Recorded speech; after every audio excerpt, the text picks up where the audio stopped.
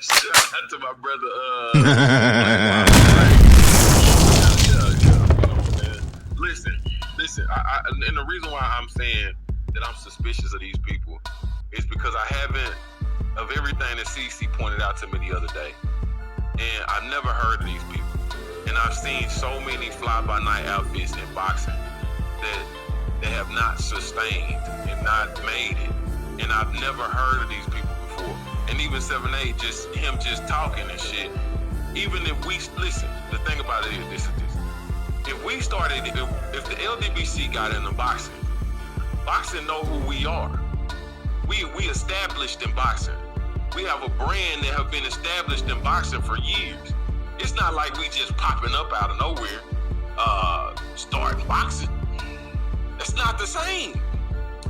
And so, but we would still have detractors and people like, man, them motherfuckers don't know what they doing. They're a bunch of criminals and all this other shit. Even though all of the work that we done put in, you know what I'm saying, and they've seen and they know, we would still have detractors.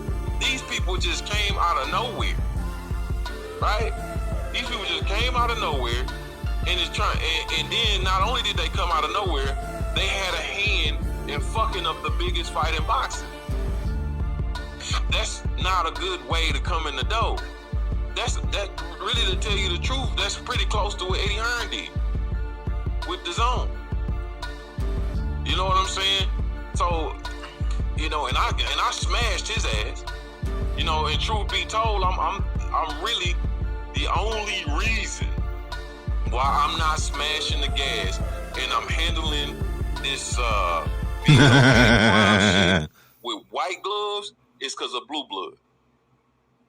That's the only reason, and that was their intention. Welcome. Yeah, I just want to speak on this one thing I heard yesterday. The Superfan is out of control, man. If they wanted to really take over the sport of boxing, they would have did that a long time ago. I just see a bunch of beta males that's upset that somebody's doing something different. They're not just going to sit there and tolerate discrediting. They're going to keep striving for excellence, black excellence at that. And Blue Blood, you know, he's a person that's always been, you know, he's always been controversy, but he's always been direct. This is what I mean by like no unity.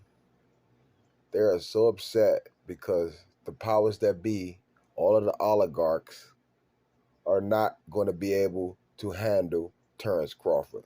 Just like you guys weren't able to handle Terence Crawford all of these years. Just because he wouldn't give 78 Fat TV a fucking interview. This is the fucking mindset of the fucking Wakandians. They think just because if you don't mess with them, that you're not important. You're letting your black people down. Y'all motherfuckers let y'all black people down every day. Pimping, hoeing, all this other right type of shit. You damn right you don't deserve no fucking credentials. Why the fuck would somebody give y'all fucking ignorant motherfuckers a credential? Y'all don't even know how to respect people. Get that part. True media. Let's get it.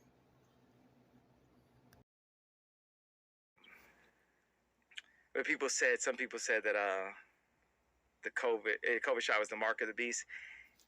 It's like a mark of the beast on my ego. Because I could do something crazy in the best way. And it could be like literally like a random person on the street and point like from 2 blocks away and say, that was crazy. And I feel like shit for a little bit. And it hurts as a human being. And it still like hurts my feelings, and it's nothing I could do. And then I start to talk about, well, I made this amount of money to compensate for people downing me, or the fact that people can, I call it Britney Spears dadding someone. I could be talking like to one of these like CEOs or something, and I'm just talking, and it's like they just press mute, and my lips are moving, and they're not hearing anything I say. And they start talking over me. The whole reason why I went to Gap is every step of the way in my career, you know, there was something in the way of my career. There was like, the price point is here, or I can only get this much. So I went to Gap like, okay, this is it. And they did the actual thing.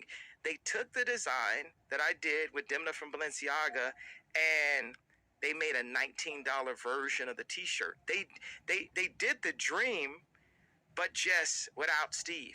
They did the dream without Ye. But they still want to like do it with that kind of background and all these. And, you know, mark these words of this interview. I'm going to run shit.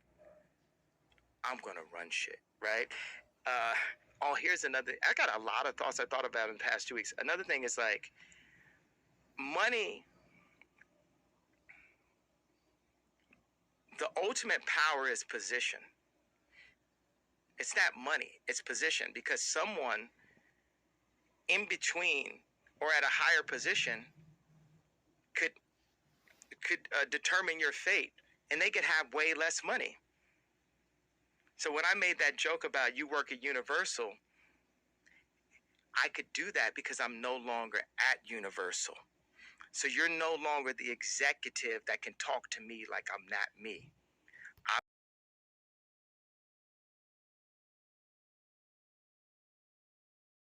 It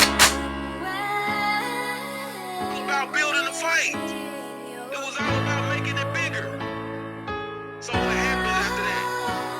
Okay, after he gets through all this bullshit or whatever with Bob Arum, everybody is like, okay, well, Bob Arum is done. You know what I'm saying? And I'm gonna tell y'all this. When he's talking shit and doing all this shit with Bob Arum, Earl Spence pulls up on him out of nowhere. Earl Spence jump in the car. Him, his girl that he with right now, and one of the other dudes, one of his uncles, they jump in the car. I think that they was the dude who got bunch of one of them dudes. Three people. Okay, this had never been done.